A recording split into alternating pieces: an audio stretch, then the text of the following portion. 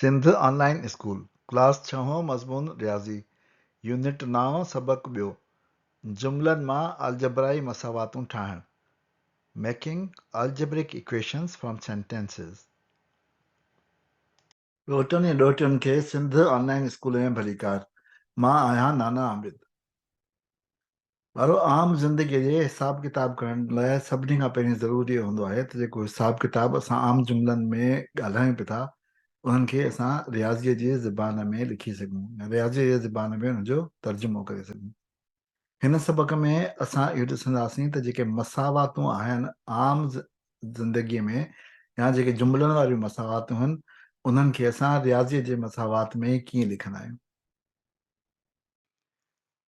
ॿारो असां ॾिसी चुका आहियूं त अलजबरा जो लफ़्ज़ी जुमलनि सां तमामु घणो तालुक़ु हूंदो आहे ऐं लफ़्ज़ी जुमलनि खे असां इज़हारनि में लिखंदा आहियूं स्टेटमेंट्स खे असां एक्सप्रेशन्स जी सूरत में लिखंदा आहियूं सो जुमलनि खे मसावात में लिखणु जेको आहे अलजबरा जे लाइ तमामु ज़रूरी आहे सो अचो त हुन ते हिकिड़ी नज़र विझूं लफ़्ज़ी जुमलनि खे निशानियुनि जे ज़रिए लिखण जो जेको तरीक़ो आहे उहो आहे छाकाणि त मसावात दरअसल ॿ इज़हार आहिनि असांखे ख़बर आहे न ॿ इज़हार आहिनि जेके हिक जेतिरा आहिनि मसावात उहा ई आहे सो छाकाणि त मसावात ॿ इज़हार आहिनि उन करे लफ़्ज़ी जुमिले में उनजा हिसा ॻोल्हणा हूंदा आहिनि खाॿे पासे वारो इज़हार ऐं साॼे पासे वारो इज़हार ॿ इज़हार ॻोल्हणा आहिनि लेफ्ट हैंड साइड ऐं राइट हैंड साइड ऐं इज़हारनि खे अलॻि अलॻि कंदड़ जाइ जेका इक्वल जो निशान हूंदो आहे उहो ॻोल्हणो आहे त उहा जाइ कहिड़ी आहे जुमिले में इज़हारनि खे अलॻि अलॻि करण वारी जाइ यानी जेकॾहिं असां ॾिसूं त असां वटि मसावात हिकिड़ी तराज़ी आहे त जेका लेफ्ट हैंड साइड आहे उहा खाॿे पासे वारो इज़हार आहे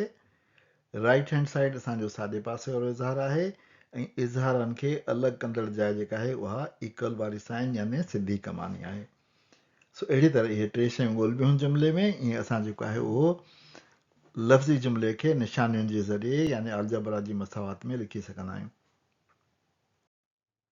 लफ़्ज़नि खे निशानियुनि जे ज़रिए लिखी अलजबरा जे इज़हार में तब्दील करणु असां 8 यूनिट में सिखी चुका आहियूं सबक़ ॿियों ऐं टियों ॾिसी तव्हां पंहिंजी याददाश्त खे ताज़ो करे सघो था पर बराबरी जो निशान ॻोल्हणु जेको आहे उहो अहम आहे जेको असां हिन महिल सिखंदासीं बराबरी जे निशान जो इशारो सिंधी जुमिलनि में घणो करे अधदम जेको हूंदो आहे यानी कामा हूंदी आहे उन जुमिले में उन में हूंदो आहे सो कामा खे ॻोल्हियो ऐं तव्हां ॾिसो त उन खां अॻियां ऐं उन खां पोइ जेके जुमिला लिखियलु आहे या जुमिले जो जेको हिसो लिखियलु आहे उहो अलॻि अलॻि निशानदेही कनि था या नथा कनि अंग्रेज़ीअ में the following words phrases indicate equal sign या मैक्स जो लफ़्ज़ हूंदो या इज़ हूंदो या इक्वल्स हूंदो या इक्वल टू हूंदो या रिज़ल्ट्स इन हूंदो या द रिज़ल्ट इज़ हूंदो इन क़िस्म जा लफ़्ज़ जेके आहिनि या फ्रेज़िस जेके आहिनि उहे असांखे ॿुधाईंदा आहिनि त हिन जाइ ते इक्वल साइन हूंदो हाणे अचो त असां जुमिलनि खे अलजबरा जी मसावात यानी निशानियुनि में लिखी ऐं प्रैक्टिस कयूं पहिरियों जुमिलो आहे 4 is added to twice of a number the result is 10 हिकु अदद जी ॿीहर में 4 जोड़ करण सां जवाबु 10 अचे थो हाणे सभिनी खां पहिरीं असां हिन में ॾिसंदासीं त जेको इक्वल वारी साइन जेका आहे किथे ईंदी यानी कहिड़ी जाइ हिन जुमिले में लेफ्ट हैंड साइड खे राइट हैंड साइड खां अलॻि थी करे सो हिन में अंग्रेज़ी वारे में असां ॾिसंदासीं त असांखे कीवर्ड द रिज़ल्ट जेको आहे उहो मिली वेंदो जेको हिते आहे उन खां हिन पासे जेको आहे राइट ते इहो आहे असांजी राइट हैंड साइड ऐं इन खां हिन पासे जेको आहे उहो लेफ्ट हैंड साइड आहे इक्वेशन जी सिंधीअ में असां ॾिसूं त असांखे जेको आहे उहो ई कामा जो निशान मिली वियो कॾहिं कॾहिं कामा जो निशान जुमिलनि में न बि लॻाइबो आहे पर उहो जुमिले जे ॻाल्हाइण सां जिते तव्हांखे बीहण अधु दम अचे उते तव्हां सम्झी सघो था सो हाणे असां लिखंदासीं असांजो हीउ थियो राइट हैंड साइड ऐं हीउ थियो लेफ्ट हैंड साइड में छा आहे 4 is added to twice of a number सो शुरू था कयूं सभिनी खां पहिरीं 4 लिखियलु आहे एडेड आहे मतिलबु प्लस आहे ट्वाइस जो मतिलबु 2 आहे ऐं नंबर आहे जेको असांखे ख़बर न आहे उहो हूंदो एक्स बराबरि छाजे आहे उहो आहे असांजो राइट हैंड साइड 10 अॻियो सवाल था कयूं हीउ सवाल था कयूं हाणे इन में चए थो 3 separated from thrice of a number the result is 1 हिकु अदद जे टीण मां टे कट करण सां जवाबु हिकु थो अचे। बिल्कुलु साॻी तरीक़े सां कंदासीं। सभिनी खां पहिरीं ॾिसंदासीं त असांजो जेको आहे उहो ॿिनि हिसनि में रहण वारी जाइ कहिड़ी आहे, उहा असांजी ॿिनि हिसनि में रहण वारी जाइ अची वई। असांखे जेको आहे उहो ॿई साइडूं मिली वियूं। हीअ असांजी राइट हैंड साइड थी वई, हीअ लेफ्ट हैंड साइड थी वई। हाणे सिर्फ़ु असांखे लिखणो आहे। लिखणो इहो आहे जो 3 पहिरीं लिखियलु आहे 3 सबट्रैक्टेड माना माइनस फ्रॉम थ्राइस मतिलबु टे वरी ईंदो। थ्राइस मतिलबु टे सां ज़रब थींदी, यानी ऑफ नंबर एक्स थींदो बराबरि छाजे थींदो, हिक जे।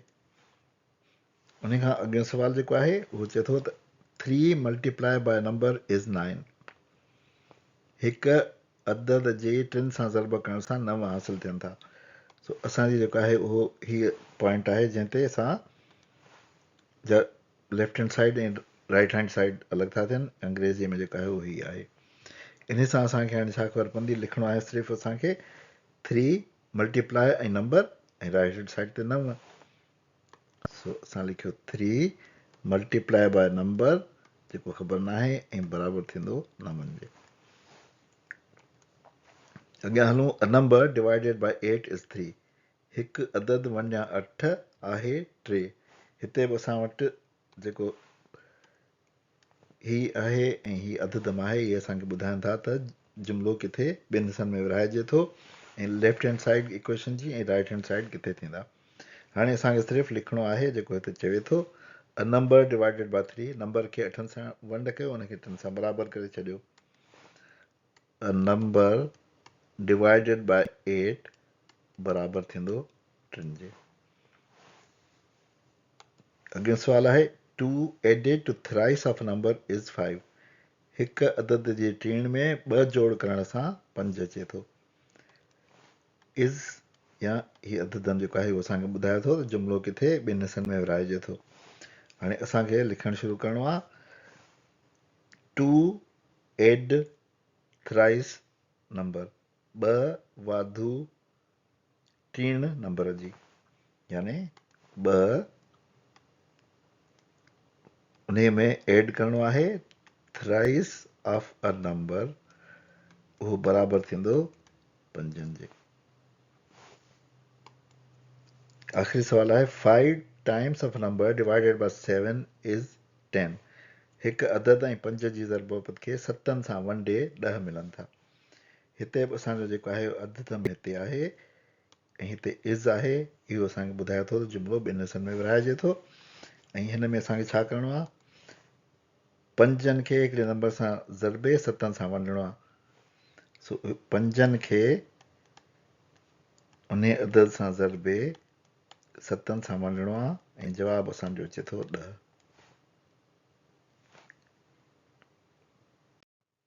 अचो त हिकिड़ो ॿियो सुवाल कयूं।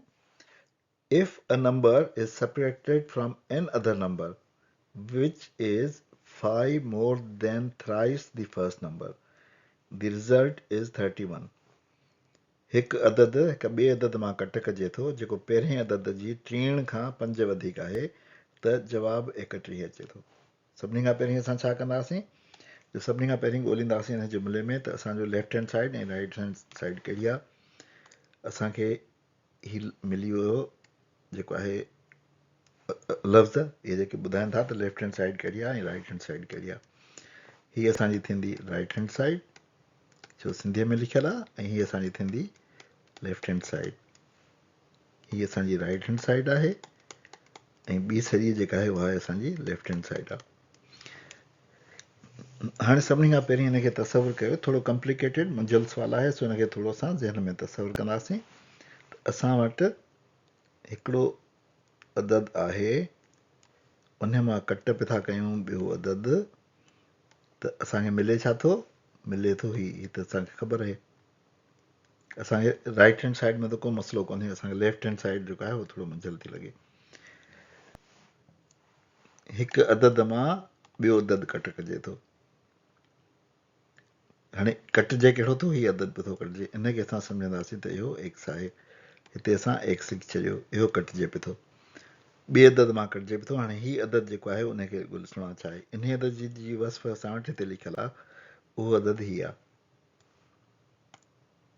यानी जेकॾहिं मां हिनखे हाईलाइट कयां इंग्लिश में, त उहो असांजो थींदो जेको हीउ हिसो थींदो, 5 more than thrice the first number, 5 more than thrice the first number। हाणे फर्स्ट नंबर जी थ्राइस कयूं, उन खां पोइ 5 कयूं। पहिरीं 5 more, 5 more मतिलबु add thrice the first number. हाणे असां जेको आहे उहो लिखी सघूं था त असांजो जेको असुलु एक्सप्रेशन थींदो या इक्वेशन जेका थींदी उहा थींदी 5 + 3x - x is equal two 31। हिनखे असां सादी सूरत में आणींदासीं, छो त एक्सप्रेशन खे सादी सूरत में आणणु ज़रूरी हूंदो आहे। पर तव्हां हिते बि छॾे सघो था, हीउ बि असांजो सही आहे। सादी सूरत में जेकॾहिं आणींदासीं त असांजो थींदो 5 + 2x इज़ इक्वल टू 31।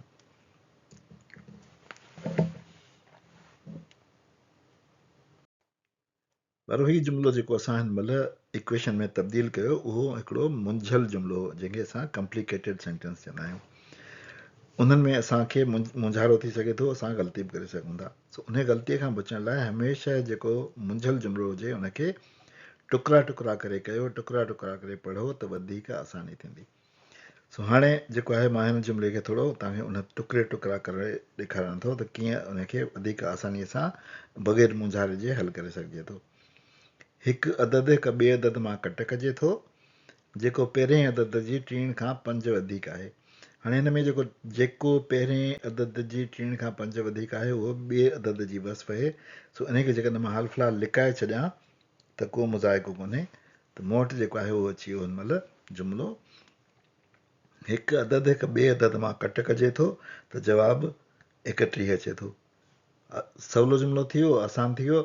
हिनखे हाणे असां लिखी सघूं था। असांखे ख़बर आहे त हिन में जेको हिन खां अलॻि थींदो लेफ्ट हैंड साइड ऐं राइट हैंड साइड, सो असांखे उहे बि ख़बर पइजी वियूं। हाणे सम्झो त जेको हिकु अदद पहिरियों अदद आहे उहो x आहे, हीउ जेको आहे उहो x आहे, ऐं ॿियो अदद जेको आहे उहो y आहे। त असां छा लिखी सघूं था हिन जुमिले खे, त ॿिए अदद मां पहिरियों कट थो थिए न, कट छा मां थो थिए, ॿिए मां, त y - x असांजी लेफ्ट हैंड साइड थींदी। हीअ जेका आहे साइड, हिकु अदद ॿिए अदद मां कट थो कजे, ॿिए अदद मां हिकिड़ो अदद कट थो कजे, त y - x, ऐं असांजी राइट हैंड साइड थींदी 31 जेका हिते आहे। इहे ॿई हाणे बराबरि आहिनि ऐं जेके असां इक्वल टू निशान लॻाए छॾियो, हीअ असांजी इक्वेशन अची वई। सही, हाणे असां ॾिसंदासीं जेको असां लिकाए छॾी हीअ ॻाल्हि उनखे खोलींदासीं। जेको पहिरें अदद जी 3 खां 5 वधीक आहे, हीअ असांखे ॿुधाए थो ॿिए अदद जे बारे में, यानी y जे बारे में, त y छा आहे। जेको पहिरें अदद जी 3 खां 5 वधीक आहे, यानी ॿियो अदद पहिरें अदद जी 3 खां 5 वधीक आहे। इहो असांजो हिकिड़ो ॿियो जुमिलो थी वियो। इन में असांखे हिते मिली वियो लेफ्ट हैंड साइड ऐं राइट हैंड साइड जो विच वारो हिसो, यानी इक्वल जी साइन वारो हिसो। हीअ ॿ हिसा असांजा थी विया। हीअ असांजो जेको आहे लेफ्ट हैंड साइड आहे, छो त सिंधीअ में लिखियलु आहे, हीअ राइट हैंड साइड आहे। सो हाणे असां हिनखे सिंपली लिखंदासीं। कीअं लिखंदासीं, लेफ्ट हैंड साइड ते असांजो थींदो y, ठीकु आहे, जेको ॿियो अदद आहे, ॿियो अदद y आहे न, ॿियो अदद असांजो y आहे, उन करे y थी वेंदो। ऐं लेफ्ट साइड ते थींदो पहिरें अदद जी 3, यानी 3x, उन में असां 5 वधाईंदासीं, यानी +5। इहे ॿई जेके आहिनि उहे बराबरि आहिनि, छो त बराबरी जो निशान आहे, इक्वेशन आहे। सो हुनखे वधायोसीं, हीअ असांजी ॿी इक्वेशन ठही वई y जी। हाणे असां छा कंदासीं, जो हीअ जेका y जी वैल्यू असांखे मिली, उनखे खणी ऐं हिन y जी जाइ ते रखंदासीं। हिन इक्वेशन में y खे हटाए उन जी जाइ ते ई लिखी छॾींदासीं, छो त हीअ y जे बराबरि आहे 3x + 5। सो उनखे छा कंदासीं, जो असां लिखियो y जी जाइ ते 3x + 5, न y जी जाइ ते ॿियो जीअं जो तीअं असां हेठि खणी आयासीं। 3x + 5 - x is equal two 31। इनखे असां सादी सूरत में आंदो त 2x + 5 = 31।